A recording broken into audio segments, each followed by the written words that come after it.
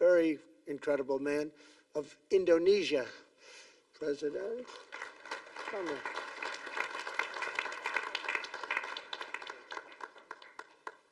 Great job. President Abbas of the Palestinian Authority. See, we have them all. We have them all. Great, great. It's good to have you. And so many others. I really have a list here. This first 3 rows and what's standing behind me, I don't know why they chose to stand, but that's there. They're going to be very famous tomorrow, all of them. We have the Arab League is represented by His Excellency, and thank you very much for being here. Thank you very much. We have Armenia, and Azerbaijan. That's a little war that we stopped. That's a little war. There they are. Look at them. They're sitting. When I met with them, it was in the Oval Office. They fought for like 31 years or some crazy number. And they had one sitting on that side of the Oval Office, one sitting. By the time we finished in 1 hour, they were both hugging each other. And now they're friends and they're getting along great. Look at it. So I want to thank you both. That's incredible. Really incredible. So you have Armenia and you have Bahrain, you have Canada. It's so great to have, in fact, the president called and he wanted to know if it's worthwhile. He knew exactly what it was. He knew the importance. Where's Canada, by the way? Where are you? Where are you? He knew the importance of this. He said, I want to be there. So many people have done that. They called. I mean, they heard about it. And these are not people that can do that very easily. They have pretty big schedules, to put it mildly. The most powerful people. And I appreciate you being here very much, Mr. President. Fantastic. Fantastic. And Cyprus, Egypt, the European Union, it's a lot of countries. France, thank you very much, Emmanuel. I would imagine Emmanuel standing someplace behind me. Where is he? I can't believe it. You're taking a low-key approach today. He's my friend. That's great. Good job. Thank you very much, Emmanuel. Germany, the new Chancellor of Germany he's easy to spot because he's very tall and he's very smart and he's doing a fantastic job for his country. Appreciate it very much. And congratulations, a big election. That was a big one. That was going to change things. Greece, we have Greece. We have Hungary. Oh, Victor, where's Victor? Victor. We love Victor. Victor, I call him. You know, I put the little accent on it. You are fantastic, all right? I know a lot of people don't agree with me, but I'm the only one that matters. You are fantastic. He's a great leader. I endorsed him the last election he had, and he won by 28 points. So, you're going to do even better this time. You have another election, and you're going to do great, and we appreciate it. And we're behind you 100%. That's Hungary. India is a great country with a very good friend of mine at the top, and he's just done a fantastic job. And I think that Pakistan and India are going to live very nicely together, right? That's not a very, they are. And they're two great, I'd say, leaders, great leaders as far as I'm concerned. Indonesia, we covered, and I just want to say that that's a big country, a powerful country. It does unbelievably well, and it's great to have you. Iraq, we have Iraq with lots of oil. They have so much oil, they don't know what to do with it. That's a big problem when you have so much, you have no idea what to do with it. So thank you very much thank you very much.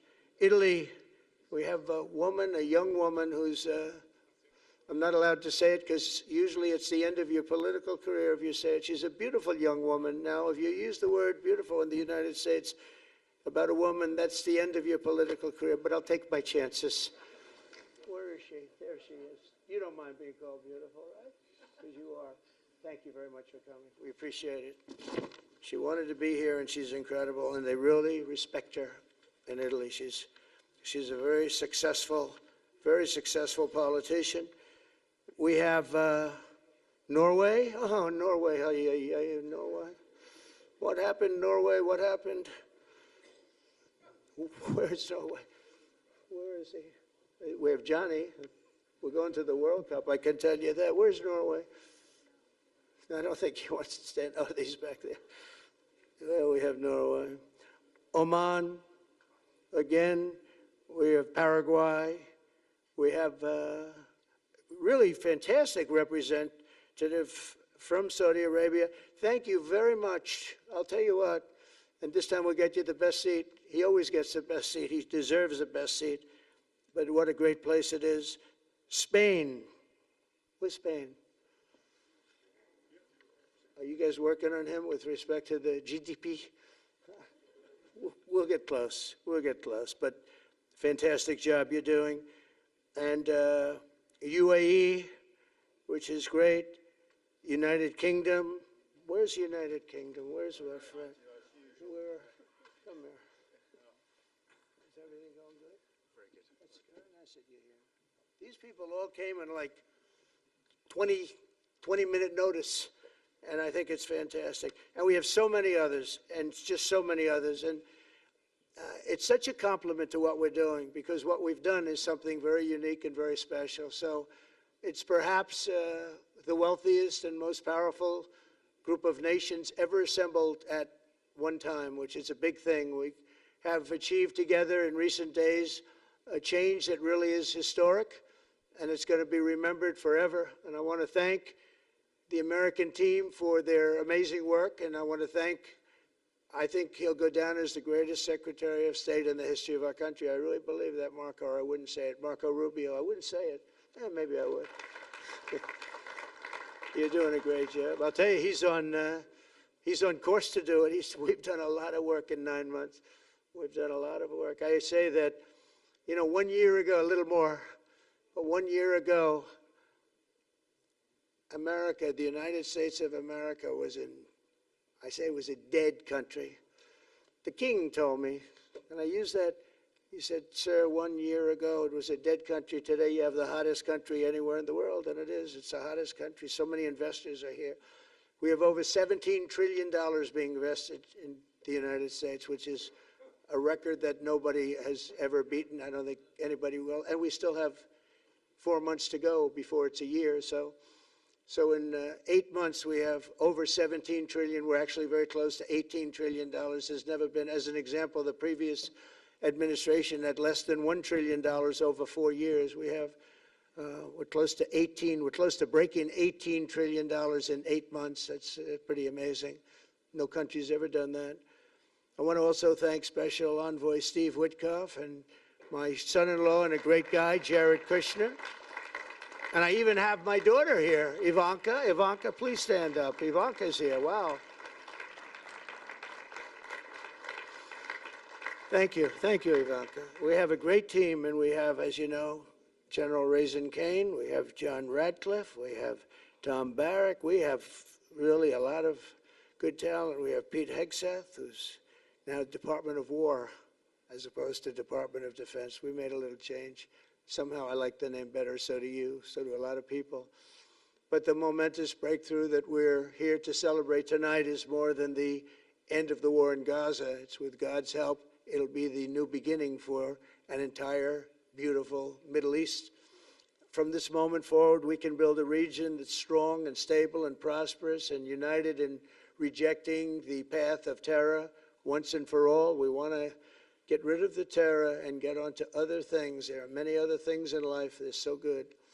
The final sprint to this deal began less than 3 weeks ago on the sidelines of the United Nations in New York. I met with many of the people in this room, and it all just started coming together. I've known so many of you for so long. You're friends of mine. You're great people. I have a couple I don't like in particular, but I won't tell you who. I have actually a few of them I don't like at all, but you'll never find out who they are. Well, maybe you will, come to think of it. But I have most of you who I like a lot, and I respect a lot. Maybe that's more important. We listened, and we exchanged ideas, and we kept pushing forward until the job was done, and the first steps to peace are always the hardest. And today we've taken them, and we've put them all together, and we've come up with this beautiful mix like nobody thought was possible. And as you know, I've just come from Israel. It was an amazing day to watch the hostages come in and to watch all of the other things and do all of the other things that we did. And like all of us here this evening, the Israeli people are overjoyed that the war has ended. Many of you have had dancing in the streets. They had dancing in the streets. And they've been dancing for weeks now once they heard about this and they heard that it was even a possibility. They're elated at the arrival of the hostages and excited to begin this new chapter for the entire region, and it's going to be that, and they are going to be great partners, and I hope everybody's going to join the Abraham Accord. I like to say the Avraham. I love Avraham, but somehow it doesn't sound as good when I say it as it does when some of my other friends say it who are from the region. But we're going to get a lot of people joining the Abraham Accords. We have the 4 great nations that did it early on, and they stayed with it.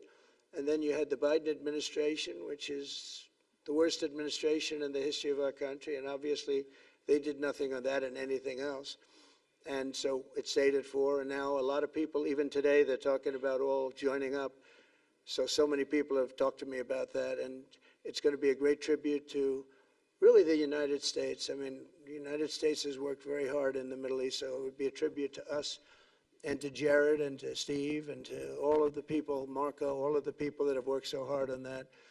And it really is going to it's going to guarantee that it all stays together. You're going to do well, because the 4 nations do very well. I mean, they do extremely, as they're wealthy, but they're a lot wealthier because of it. So I hope everybody's now joining up. Now we have no excuses. We don't have a Gaza, and we don't have an Iran as an excuse. That was a good excuse, but we don't have that anymore. All the momentum now is toward a great, glorious, and lasting peace, and our commitment to fulfilling the 20-point plan we developed together will be the crucial foundation for achieving that bright future, and it's being worked on right now as we speak, and we're actually in stage 3 and 4. It's not going to be, just divided down so simply. We can be long advanced on some of the things that we say we're going to do. We can take them out of order in a positive way, and we've shown how it can be done with responsible nations like the people in this room, these incredible people in this room, setting aside their differences, seeking common ground, and pursuing a better world for all of us. And that spirit's my dream, that we all get together and enjoy our life. And we're going to put some of you on the Board of Peace. Everybody wants to be on the Board of Peace. They said, would you be the chairman? I say, I'm pretty busy too.